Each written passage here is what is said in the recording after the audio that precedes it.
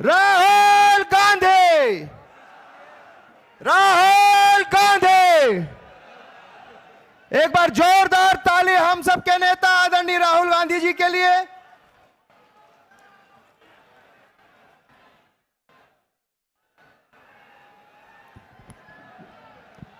राहुल गांधी, राहुल गांधी।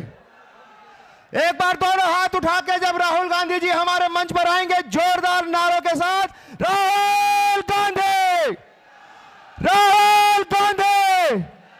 जोरदार तालियों के साथ हमारे नेता राहुल गांधी जी का स्वागत करेंगे। राहुल गांधी, राहुल गांधी, राहुल गांधी।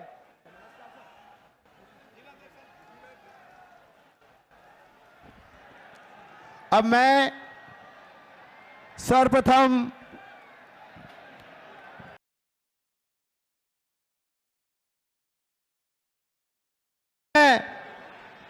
मैं प्रदेश कांग्रेस कमेटी के अध्यक्ष आदरणीय दीपक बैज जी, आदरणीय स्वागत के लिए मैं मंच पर स्वागत भाषण के लिए आपको बुलाता हूं। हमारे बीच हमारे नेता सचिन पायलट जी, भूपेश बघेल जी, चरणदास महंत जी, एक गजमाला से आदरणीय। आज के इस बिलासपुर के सभा में उपस्थित हमारे नेता, जहां भारत जोड़ो यात्रा में पूरे देश में पैदल घूमने वाले माननीय राहुल गांधी जी के लिए एक बार जोरदार तालियों के साथ स्वागत।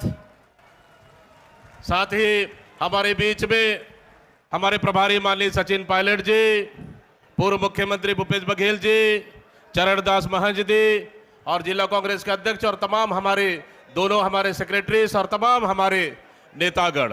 आदरणीय साथियों, लोकसभा चुनाव चल रहा है और ये लोकसभा चुनाव में इस समय बदलाव की लहर है। बिलासपुर की जनता भी कहता है कांग्रेस आना चाहिए, छत्तीसगढ़ की जनता भी कहता है कांग्रेस आना चाहिए। इस समय भारतीय जनता पार्टी सरकार के खिलाफ में पूरे देश में और पूरे छत्तीसगढ़ में माहौल बन चुका है। इसलिए मैं कहना चाहता हूं, पहला चरण का चुनाव हुआ, दूसरे चरण का चुनाव हुआ, दोनों चरणों के चुनाव में ऐतिहासिक जन समर्थन मिला है कांग्रेस पार्टी को छत्तीसगढ़ में।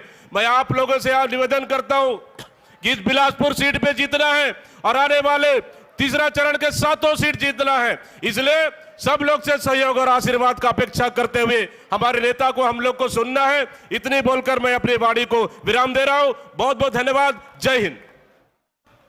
धन्यवाद। इसके पश्चात मैं इस प्रदेश के पूर्व मुख्यमंत्री आदरणीय भूपेश बघेल जी से निवेदन करूंगा कि वे सभा को संबोधित करें।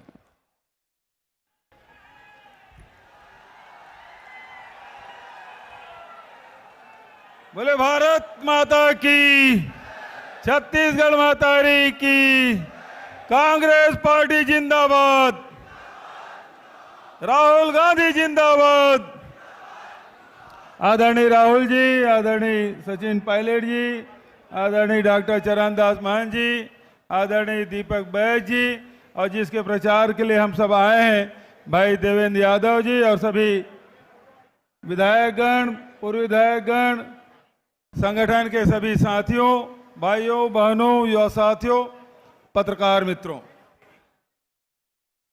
राहुल जी, वो आपके बीच में ज्यादा देर नहीं रहना है, कावर केवल आगे और कार्यक्रम में जाना है। केवल एक दो बात आपसे कहना चाहता हूं मैं। 2028 और सब किसान लोग कह रही से कि कर्जा माफ होइस कि नहीं होइस। 2500 रुपये क्विंटल में धान खरीदी करना है, बोले होइस कि नहीं होइस। 35 किलो राशन सब परिवार ला मिली केरी से मिलिस कि नहीं मिलिस। बिजली बिल आधा योजना का लाभ सब ले मिलिस कि नहीं मिलिस। एक तरफ राहुल जी है, दूसरा तरफ मोदी जी है। मोदी जी कह रही से अच्छा दिन आई, 10 साल पहले कह रही से काकर अच्छा दिन है, बता दो ऐस नहीं ऐस ना। 2 करोड़ नौकरी मिली कह रही मिलिस। 15 लाख काकरो खाता में ऐस नहीं ऐसे। और अब राहुल जी जिन गारंटी दे थे तेला हम सब ला लागू करना है पूरे देश में, जैसे छत्तीसगढ़ में लागू हो रही से वो इसने पूरा देश में हम अल्लाह लागू करना है। तेकर बर आपसे जनादेश लेबर आदरणीय राहुल जी यहाँ आए। मैं अतके कहना चाहता हूँ 10 साल भारतीय जनता पार्टी को मौका मिलेस लेकिन ठगे के अलावा कुछ नहीं करीस। राहुल जी जिन कही थे तेन करथे और किथे पैसा कहाँ लाई। भाजपा संगवारी मन की थे जद का नारी न्याय योजना है, किसान न्याय योजना है, भागीदारी न्याय योजना है, युवा न्याय योजना है। तेकर बर की थे एक बारे में तो राहुल जी चर्चा करी लेकिन कितने पैसा कहाँ लाई। छत्तीसगढ़ के जनता जाना थे जब सब घोषणा जो राहुल जी कर रही से वो सब पूरा हो। तो जब छत्तीसगढ़ में पूरा हो सकते तो देश में भी पूरा हो सकते। ये बात आप सबसे कहना चाहता हूं। बहुत ज्यादा वक्त नहीं लेते हुए पुनः भाई देवेंद्र यादव भारी बहुमत से जिताऊं ये अपील करते हुए अपन बात मैं समाप्त कराता हूं। धन्यवाद। जय हिंद, जय छत्तीसगढ़, जय कांग्रेस। इसके पश्चात में हम सबके लोकसभा के प्रत्याशी भाई देवेंद्र यादव को आमंत्रित करता हूं कि हम सबको संबोधित करें। भाई देवेंद्र यादव।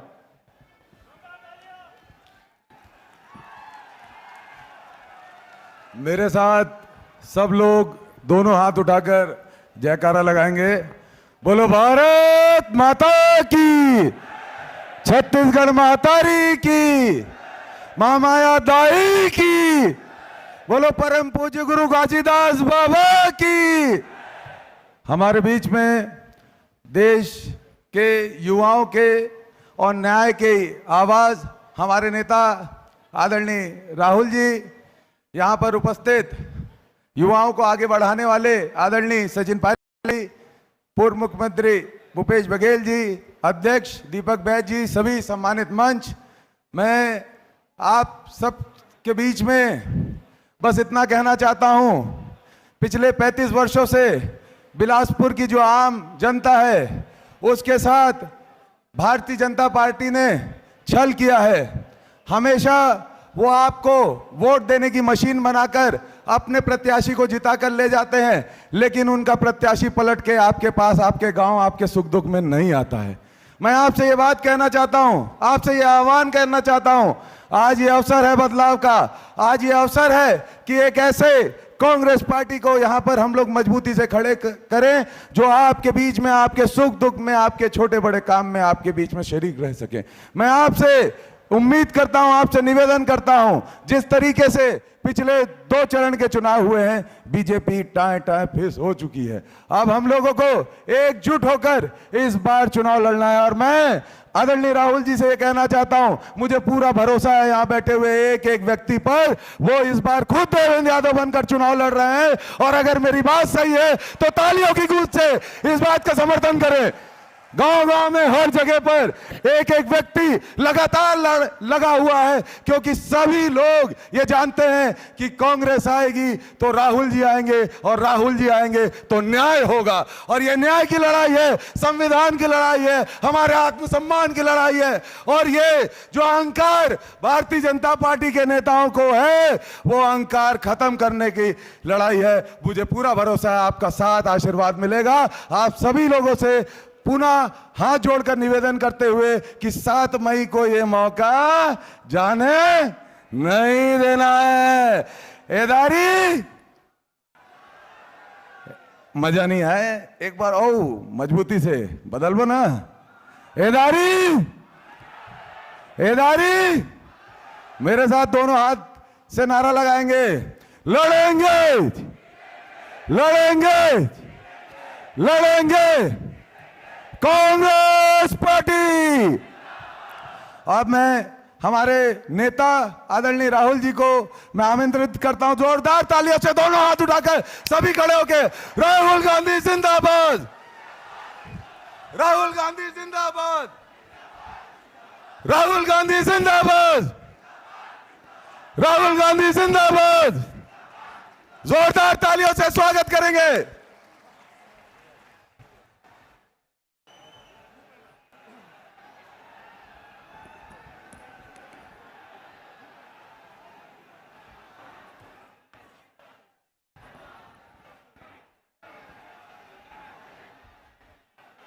सचिन पायलट जी, दीपक बैज जी, भूपेश बघेल जी, चरणदास महंत जी, फूलो देवी नेताम जी, मोहन मरकाम जी, धनेन्द्र साहू जी, हमारे कैंडिडेट देवेंद्र यादव जी और स्टेज पे कांग्रेस पार्टी के वरिष्ठ नेता, हमारे प्यारे कार्यकर्ता बब्बर शेर,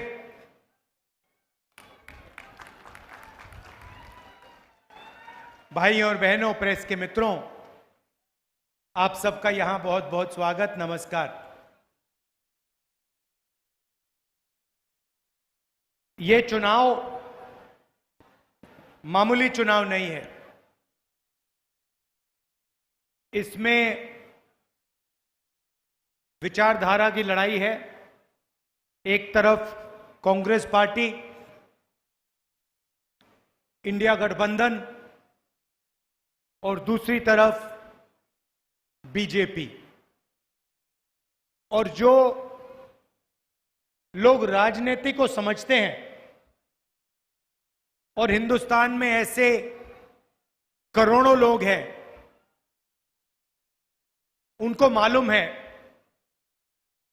कि ये चुनाव संविधान का चुनाव है, संविधान को बचाने का चुनाव है।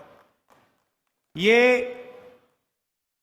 जो हमारा कॉन्स्टिट्यूशन है, जो संविधान है, इसको प्रधानमंत्री जी, बीजेपी के नेता, आरएसएस के लोग खत्म करना चाहते हैं, बदलना चाहते हैं। एक तरफ वो कॉन्स्टिट्यूशन को खत्म करने में लगे हैं और दूसरी तरफ कांग्रेस पार्टी इसको बचाने की कोशिश कर रही है।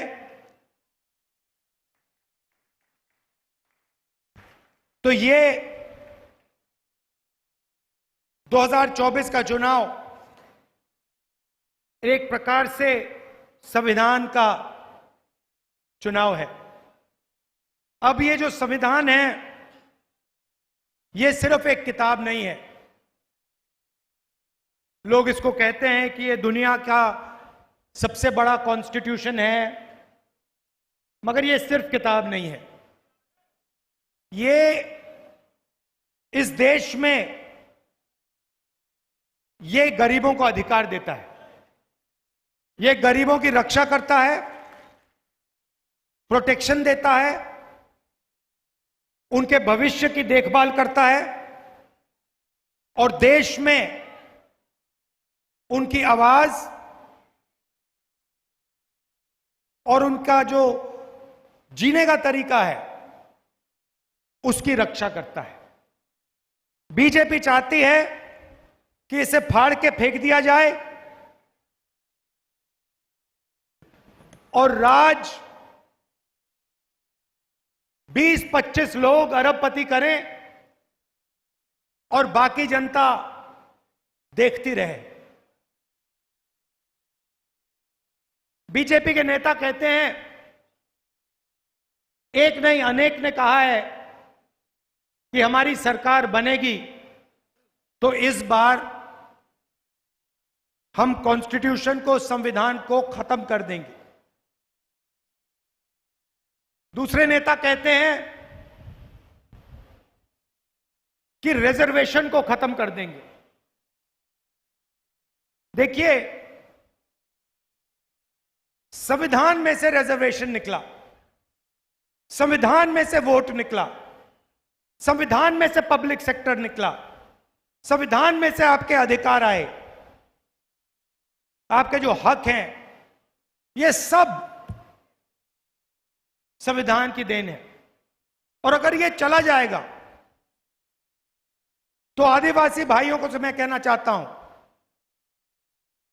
आपका जल, आपका जंगल, आपका जमीन, आपकी जमीन, जीने का तरीका, भाषाएं गायब हो जाएंगे। बीजेपी के लोग आपको वनवासी कहते हैं। आप वनवासी नहीं हो, आप आदिवासी हो। आदिवासी का मतलब वो लोग जो इस देश के, इस धरती के पहले मालिक थे।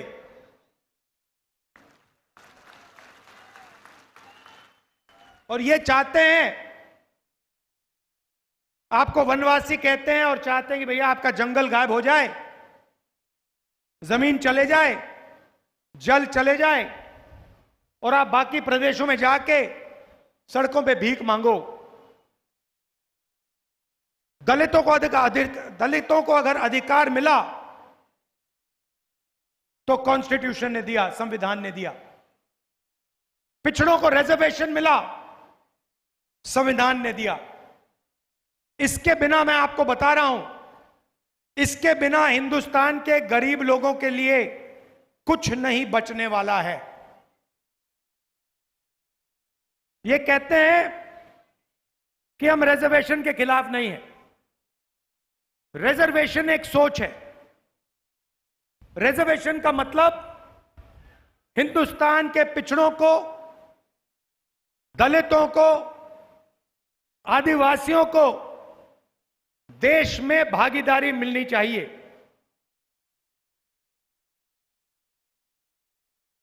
इन्होंने, देखिए, जब ये किसी पब्लिक सेक्टर यूनिट को प्राइवेटाइज करते हैं तो ये रिजर्वेशन को खत्म करते हैं। जब ये ठेकेदारी प्रथा लागू करते हैं तो ये रिजर्वेशन को खत्म करते हैं। जब ये अग्निवीर जैसी योजना लाते हैं तो ये रिजर्वेशन को खत्म कर रहे हैं। पब्लिक सेक्टर में दलितों को, आदिवासियों को, पिछड़ों को जगह मिलती थी। जैसे ही पब्लिक सेक्टर को प्राइवेट कर दिया जाता है, प्राइवेट सेक्टर में ना एक दलित को, ना एक आदिवासी को, ना एक पिछड़े को जगह मिलती है। यह सच्चाई है। मैं चैलेंज करता हूं किसी भी बीजेपी के नेता को कि वो कह दे कि हम पब्लिक सेक्टर यूनिट को प्राइवेटाइज नहीं करेंगे, कि वो कह दे कि हम ठेकेदारी प्रथा को बंद कर देंगे, वो कह दे कि हम किसानों का कर्जा माफ कर देंगे। ये कर ही नहीं सकते ये लोग, क्योंकि इनकी विचारधारा अंबेडकर जी की, नेहरू जी की, गांधी जी की नहीं है। इनकी विचारधारा चुने हुए लोगों की मदद करने की है। इनकी विचारधारा अदानी और अंबानी जैसे लोगों को हिंदुस्तान का पूरा धन, जमीन, जंगल, जल देने की है। अब क्या हुआ? अब हिंदुस्तान की जनता को यह बात समझ आ गई। पता लग रहा है चुनाव में कि हर दलित को, हर पिछड़े को, हर आदिवासी को यह बात समझ आ गई है कि ये बीजेपी के लोग, नरेंद्र मोदी संविधान को खत्म करने में लगे हैं। पहले हम कहते थे, कांग्रेस पार्टी कहती थी ये संविधान के लिए हम लड़े थे, अंग्रेजों से हम लड़े थे। हम इस किताब को बहुत अच्छी तरह समझते हैं। पहले हम कहते थे तो शायद आप लोग मानते नहीं थे, आप लोग कहते थे नहीं, मगर इस चुनाव में सारे लोगों को पता लग गया है कि आक्रमण लोकतंत्र पे है, आक्रमण संविधान पे है, आक्रमण रिजर्वेशन पे है, आक्रमण पब्लिक सेक्टर पे है। सारे लोगों को यह पता लग गया है। और अब यह चुनाव लोकतंत्र को बचाने का, रिजर्वेशन को बचाने का और कॉन्स्टिट्यूशन और गरीबों के अधिकार को बचाने का चुनाव हो गया है। देखिए, पहले नरेंद्र मोदी कह रहे थे 400 पार, सुना होगा। अब बोल रहे हैं 400 पार, अब 150 पार नहीं बोल रहे हैं, क्योंकि और बयान आ रहे कि नहीं, हम कॉन्स्टिट्यूशन के खिलाफ नहीं हैं, हम रिजर्वेशन के खिलाफ नहीं हैं, हम लोकतंत्र के खिलाफ नहीं हैं। क्यों? क्योंकि उनको मालूम पड़ गया है कि देश की जनता को बात, असली बात, नब्ज पकड़ ली है देश की जनता ने कि ये लोग कॉन्स्टिट्यूशन को, गरीबों के अधिकार को जड़ से खोदकर फेंकना चाहते हैं। और मैं आप और आप सब मिलकर देश के दलित, आदिवासी, पिछड़े, गरीब, जनरल कास्ट के लोग, माइनॉरिटीज के लोग मिलकर इस किताब का, इस कॉन्स्टिट्यूशन का रक्षा करने जा रहे हैं। इसको कोई रद्द नहीं कर सकता, इसको कोई खत्म नहीं कर सकता। कोई शक्ति नहीं पैदा हुई है दुनिया में, हिंदुस्तान में छोड़ो, नरेंद्र मोदी छोड़ो, दुनिया में कोई शक्ति नहीं है जो इसको रद्द कर सके, इसको फाड़ के फेंक सके। अब सवाल उठता है, इन्होंने 22 लोगों को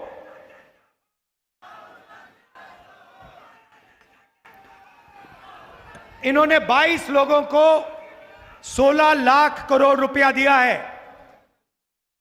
16 लाख करोड़ रुपया मतलब 25 साल का मनरेगा का पैसा 22 लोगों को पकड़ा दिया। हमने कर्जा माफी की थी किसानों की। अगर आप 24 साल हर साल हिंदुस्तान के सब किसानों का कर्जा माफ करो तो 16 लाख करोड़ रुपए बनता है। आप समझिए, 25 साल का मनरेगा पैसा इन्होंने माफ करके अरबपतियों को पकड़ा दिया।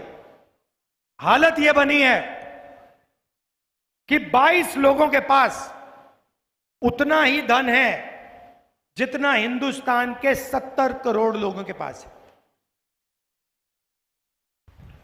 1%, हिंदुस्तान का 1% 40% धन को कंट्रोल करता है।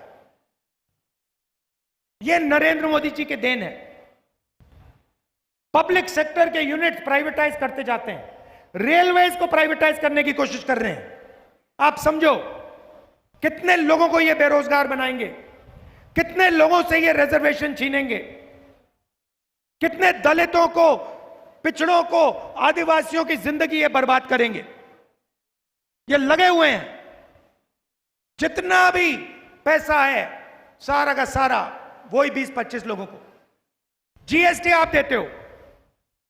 आदिवासी युवा शर्ट खरीदता है, 500 रुपए की शर्ट खरीदता है, जितनी जीएसटी वो देता है उतनी जीएसटी अदानी देता है। 18% अदानी देता है, 18% आदिवासी युवा देता है।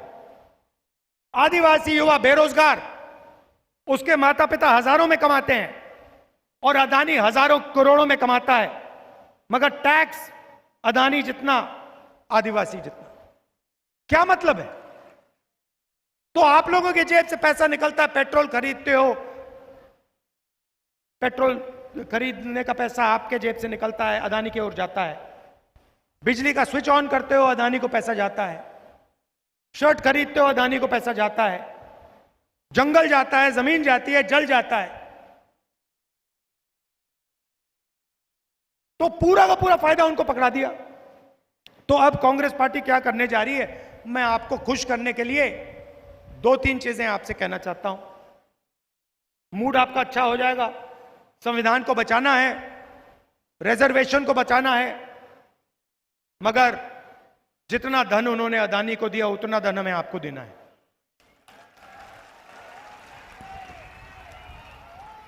उन्होंने 20-22 अरबपति बनाए, हम करोड़ों लाखपति बनाने जा रहे हैं। अब पूरा देश जानता है कि 21वीं सदी में महिलाएं और पुरुष दोनों जॉब करती हैं, मजदूरी करती हैं। पुरुष 10 घंटे काम करता है, महिला भी 10 घंटे काम करती है और फिर महिला घर जाकर 8 घंटे और काम करती है। यह शायद बात पुरुषों को अच्छी नहीं लगे, मगर ये आपसे दुगना काम करती हैं। आप 8 घंटे करते हो, 10 घंटे करते हो, ये 16 घंटे करते हैं। और ये हिंदुस्तान के भविष्य, हमारे बच्चों की देखभाल करती हैं, ये आपको भोजन पका के देती हैं। मगर जो ये घर में 8 घंटे काम करती हैं, उसके लिए इनको 1 रुपया नहीं मिलता। सही बात? कभी नहीं मिला ना आपको? तो कांग्रेस पार्टी अब एक नई योजना लाई है, महालक्ष्मी योजना। हिंदुस्तान के गरीब परिवारों की लिस्ट बनेगी। करोड़ों परिवार हैं, सबकी लिस्ट बनेगी। हर परिवार में से एक महिला का नाम चुना जाएगा। किसान परिवार होंगे, दलितों के, आदिवासियों के, गरीब जनरल कास्ट के, कारीगरों के, जो भी गरीबी रेखा से नीचे है, उनकी लिस्ट बनेगी। एक महिला हर परिवार में से चुनी जाएगी और फिर उस महिला के बैंक अकाउंट में साल के 1 लाख रुपए कांग्रेस पार्टी डालने जा रही है। 8,500 रुपए महीने के, हर महीना पहली तारीख ठका ठक ठका ठक ठका ठक 8,500 रुपए बैंक में। 1 लाख रुपया साल का, करोड़ों महिलाओं को। क्रांतिकारी स्कीम है। दुनिया में किसी सरकार ने ऐसा काम नहीं किया है। हिंदुस्तान की सरकार पहली सरकार होगी जो यह काम करने जा रही है।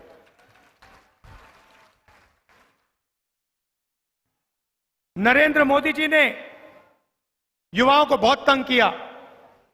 नोटबंदी, जीएसटी, इतनी बेरोजगारी हो गई है आज। 45 साल हिंदुस्तान में इतनी बेरोजगारी नहीं। अब युवा कह रहे हैं कि हमारे लिए क्या होगा, मैं आपको बताने आया हूं। अदानी जैसे लोगों का बेटा बेटी टेम्परेरी जॉब करते हैं। रोजगार पाने से पहले वो अपने माता पिता के कंपनी में काम करते हैं। 6 महीने, 1 साल की अप्रेंटिसशिप होती है, ट्रेनिंग होती है, उनको जेब में पैसा मिलता है। मगर यह सुविधा हिंदुस्तान के करोड़ों युवाओं को नहीं मिलती। आम ग्रेजुएट्स को, डिप्लोमा होल्डर्स को नहीं मिलती। आपका पेपर लीक होता है, आपको कष्ट पहुंचता है, आपको रोजगार नहीं मिलता, आपको अप्रेंटिसशिप भी नहीं मिलती। इसीलिए कांग्रेस पार्टी हिंदुस्तान के करोड़ों बेरोजगार ग्रेजुएट्स को, कॉलेज यूनिवर्सिटी ग्रेजुएट्स को, डिप्लोमा होल्डर्स को अप्रेंटिसशिप का अधिकार देने जा रही है। मतलब समझा देता हूं सरल तरीके से। पहली नौकरी पक्की, आपको अधिकार मिलेगा। हिंदुस्तान की सरकार गारंटी करेगी 1 साल की नौकरी पब्लिक सेक्टर में, प्राइवेट सेक्टर में, सरकारी अस्पतालों में, सरकारी ऑफिसेज में। जो भी यूनिवर्सिटी कॉलेज ग्रेजुएट है, डिप्लोमा होल्डर है, जो भी मांगेगा गारंटी करके उसे 1 साल की अप्रेंटिसशिप मिलेगी, बेहतर से बेहतर ट्रेनिंग मिलेगी और 1 लाख रुपए बैंक अकाउंट में 1 साल के मिलेंगे। 8,500 रुपए महीने के, साल के 1 लाख रुपए और दुनिया की सबसे बेहतर ट्रेनिंग। होगा क्या, हिंदुस्तान को एक बेहतरीन ट्रेंड वर्कफोर्स मिलेगी और ये जो नरेंद्र मोदी ने दीवार बना रखी है, बेरोजगारी की दीवार, इसको हमारा जो स्कीम है, पहली नौकरी पक्की वाला स्कीम, इस दीवार को तोड़ के हटा देगा और करोड़ों युवाओं को 1 साल की नौकरी मिलेगी, ट्रेनिंग मिलेगी और बैंक में 1 लाख रुपए महीने का 8,500 रुपए मिलेगा। तो इन 2 तरीकों से हम करोड़ों लाखपति बनाने जा रहे हैं। अब लोग कह रहे हैं, बीजेपी वाले हर बार कहते हैं हम कर्जा माफ कर रहे थे, कहते हैं पैसा कहां से आएगा। मैं आपको बताता हूं, जितना पैसा नरेंद्र मोदी ने अदानी को दिया है वहां से आएगा, उतना पैसा आपको मिलने जा रहा है। गिनती कर लो, जितना उनको दिया उतना हम आपको देने जा रहे हैं। मीडिया वाले बोलेंगे नहीं, ये मोदी जी का फोटो दिखाएंगे, ये मीटिंग नहीं दिखाएंगे जहां पे हम महालक्ष्मी योजना की बात कर रहे हैं, अप्रेंटिसशिप का अधिकार की बात कर रहे हैं। ये मीटिंग आपको टीवी पे नहीं दिखेगी।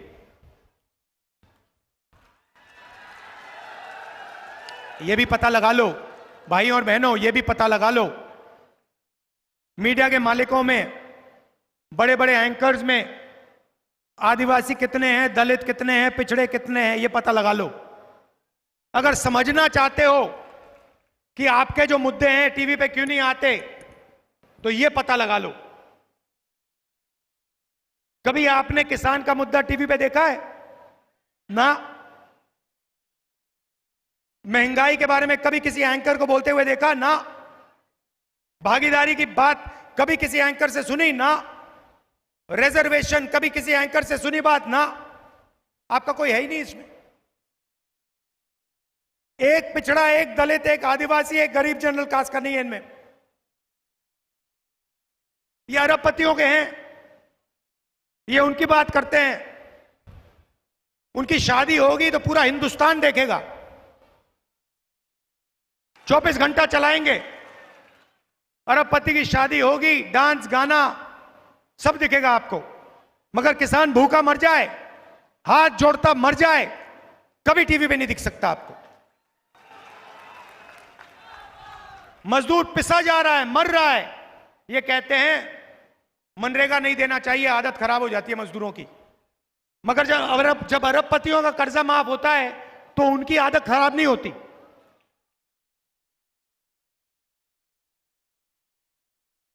किसानों से कहना चाहता हूं, 2 काम हम आपके लिए करने जा रहे हैं।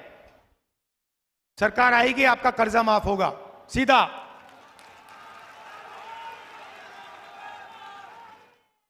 और आपको legal guarantee minimum support price MSP देने जा रहे हैं हम। मार्केट में आप कोई भी प्रोडक्ट खरीदो, घड़ी खरीदो, शर्ट खरीदो, पैंट खरीदो, सही दाम मिलता है, सही दाम के लिए मिलता है। मगर किसान अपना धान, शुगर केन, गेहूं बेचने जाता है, उसे सही दाम नहीं मिलता। हम कानून बना रहे हैं, आपको मिनिमम सपोर्ट प्राइस गारंटी करके कानूनी minimum support price Congress party देने जा रही। और जो हमारे मजदूर भाई हैं, आज आपको 250 रुपए मिलता है मनरेगा में, सरकार आने के एकदम बाद 400 रुपए हो जाएगा।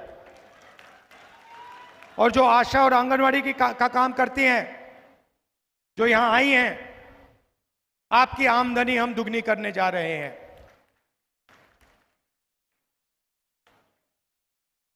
ये कांग्रेस पार्टी आपके लिए कर रही है। अब आप बीजेपी का मैनिफेस्टो देखिए, उसमें आपको कहेंगे कि भैया चांद पे पहुंचा देंगे 2 हिंदुस्तानियों को। मोदी जी कहेंगे कोविड आता है, मोदी जी कहते हैं थाली बजाओ, मोबाइल फोन की लाइट जलाओ। और काम 22-25 लोगों का होता है। यह मैं आपसे कहना चाहता था, गरीबों की, कमजोर लोगों की, दलितों की, पिछड़ों की, आदिवासियों की सरकार बनाओ। कांग्रेस पार्टी का पूरा समर्थन करो। और यहां देवेंद्र कहां है? देवेंद्र जी इधर आओ, इसको भैया लोकसभा में पहुंचाना है, ये आपकी जिम्मेदारी है। ये मैं इसको जानता हूं, ये आपके लिए अच्छा काम करेगा। पूरा दम लगा के, युवा है यहां जो युवा हैं, पूरा दम लगा के इसका समर्थन करना है, इसको जिताना है, पहुंचाना है वहां पे लोकसभा में। आपकी रक्षा करेगा। धन्यवाद। और सबसे जरूरी बात मत भूलना, इसकी रक्षा हो रही है और इसके बिना इस देश में दलितों के लिए, पिछड़ों के लिए, आदिवासियों के लिए, अल्पसंख्यकों के लिए, गरीब जनरल कास्ट के लिए कोई जगह नहीं रहेगी। यह चुनाव लोकतंत्र को बचाने का है, संविधान को बचाने का है और रिजर्वेशन को बचाने का है। आखिरी बात मैं रिजर्वेशन की कहना चाहता हूं, ये जो 50% का कैप लगा रखा है इसको हम तोड़ देंगे, हटा देंगे और 50% से ज्यादा रिजर्वेशन हम आपको दे देंगे। आप सबका दिल से बहुत बहुत धन्यवाद। नमस्कार, जय हिंद। राहुल गांधी, राहुल गांधी। आदरणीय विजय पांडे जी।